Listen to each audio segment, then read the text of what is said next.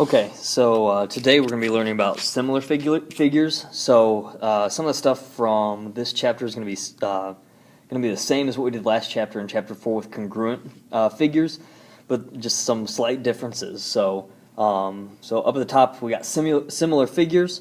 They're going to be the same shape but not the same size.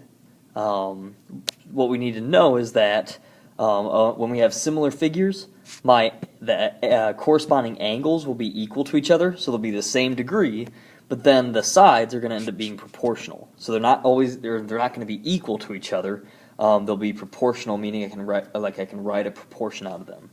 We're going to use a little, I think it's called a tilde or something like that, as a little squiggle to symbolize similarity rather than an equal sign with congruency. The scale factor that we have is going to be the ratio between the sides of two similar figures.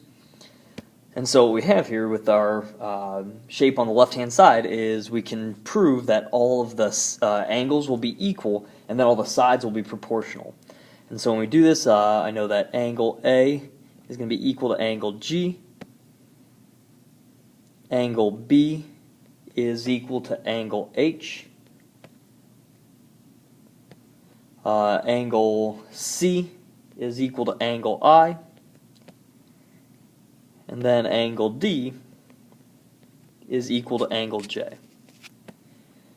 The other thing that I know is that my sides are going to be proportional, and so whenever we write our proportion, we just have to make sure that we're always writing in the same order. So with this one, I'm going to put the left figure on the top and the right figure on the bottom. Again, it doesn't matter which one's on the top and which one's on the bottom, but I just want to make sure that my left figure, which is A, B, C, D, is going to be on the top. That's my left figure, that's going to be on the top, and then the other figure will be on the bottom. So when I'm listing off my sides, I should make sure the left figure, the purple sides, are on the top, the yellow sides are on the bottom.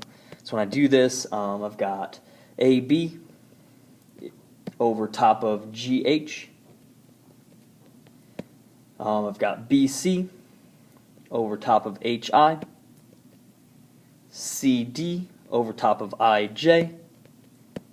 And then AD over top of GJ. So again, all proportional. What I can do here is, with the problem on the right-hand side that we have here, is I can find my scale factor by writing a proportion and making sure that it's the same. So with this one, again, same way, I'm going to go left over top of right.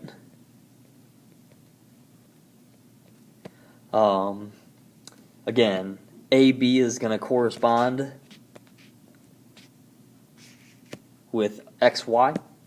So I'm going to go 15 over 6 is equal to, BC and YZ are going to correspond with each other, so 20 over 8.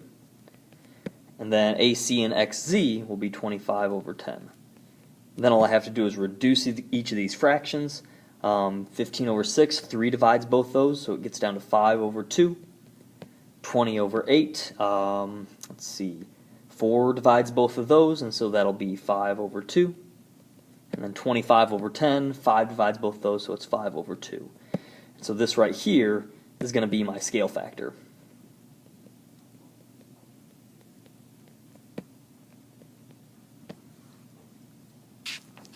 Down at the bottom of the page, again, doing the same thing, just trying to figure out whether our shapes are similar. So when I'm naming these, I can go, this is JKLM. Is similar to, and then at the other one, again, I want to order them. The order matters, just like we did last chapter. So J corresponds with T, K with U, L with V, and M with W. And so when I'm writing my, writing my proportion, again, I'm going to do the same thing. I'm going to go left over top of right. And so just to see whether it's similar, I can go, for this one I can go JM and TW, so that's 6 over 6. And then I can go JK over TU. So JK is 12 over TU, which is 6. we can already see that this isn't going to be the same factor. This is 1 over 1, and this is 2 over 1. And so I know that they're not the same, so these are going to be not similar.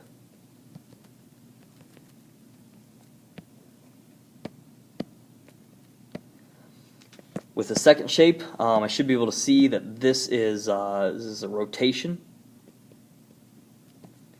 And so if I rotate, this triangle so that BC is on the top, that they would be similar figures. All the angles would line up.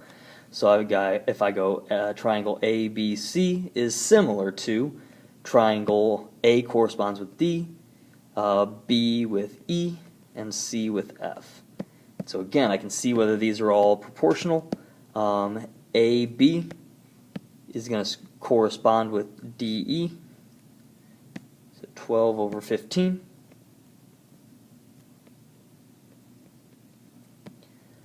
Next one I can do, BC corresponds with EF, give me 16 over 20. And then the last one would be AC and DF. AC, which is 8, over top of DF, which is 10. So again, I can reduce all these. 3 divides the first one, so I can reduce that down to 4/5. 4 divides both those, which gives me 4/5, and 2 divides these, which is 4/5. And so this is my scale factor. I know that yes, they are. Yes, they're similar, and the scale factor is 4/5. Go ahead and flip over to the back. Again, I can use similarity to find missing pieces. So with this one, I can go from the small trapezoid to the big trapezoid. So small on the top, big on the bottom. And so if I want to do this, so I've got, this is the length of my small triangle, so that's going to be 6. And then the corresponding part of the big triangle is going to be this entire thing, A to D, which is going to be 9. And then I know that the corresponding sides, like if I did Y and I did 5, so again, just making sure that I'm putting them in the right order, so I go Y over 5. I can go ahead and solve this then by cross multiplying and dividing. So I get 9Y is equal to 30. And so I get Y is going to be equal to 3 and, I think it's 3 1/3.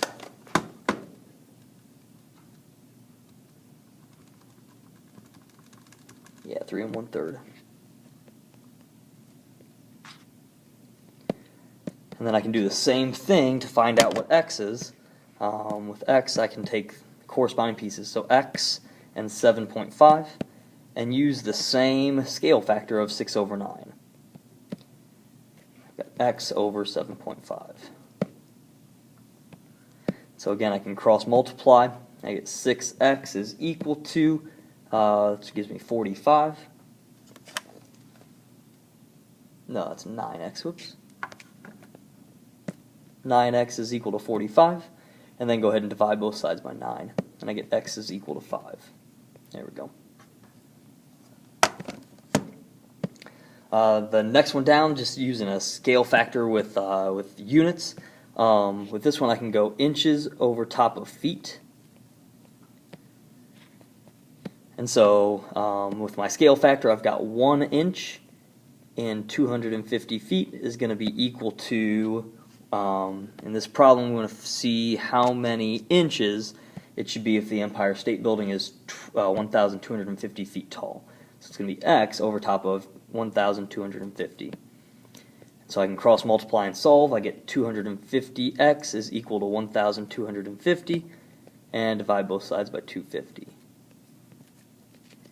When I do that, should get 250 divided by 250. I get 5.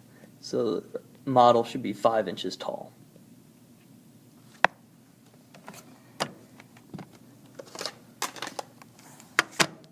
With with the next one that I have. Again, these bottom two problems, same thing. So with this first one, I know that the shapes are similar, so I can write a proportion to solve for them. I'm going to go left to right. So I'm going to go left on the top and right on the bottom.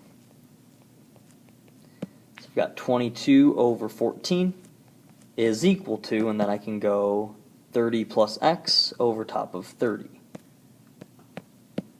So 30 plus x over top of 30. One thing I need to be careful with here, something you did in Algebra 1 last year, when I do a proportion with two things on the top or the bottom, I need to put parentheses around it. Then I can go ahead and multiply.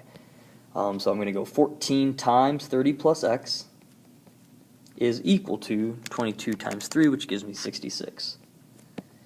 Then I can distribute 14 times 30 gives me 420, plus 14x is equal to 66. 66 minus 420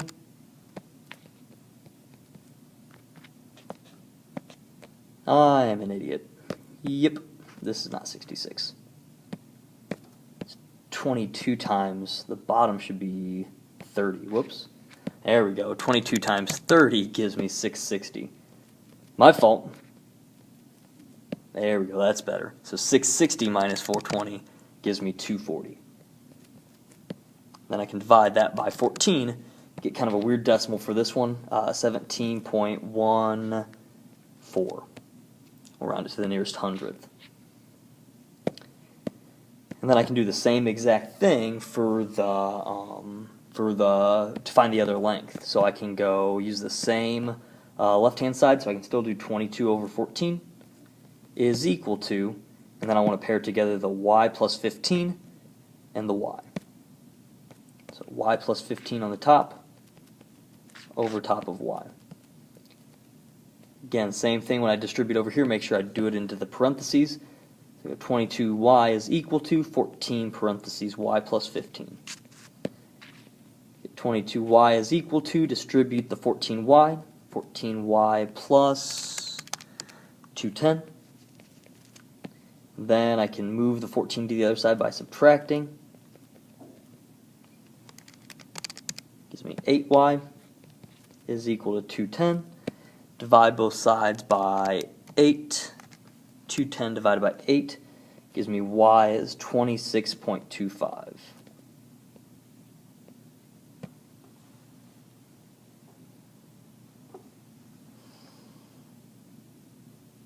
And then the last thing that I can do is this clock problem.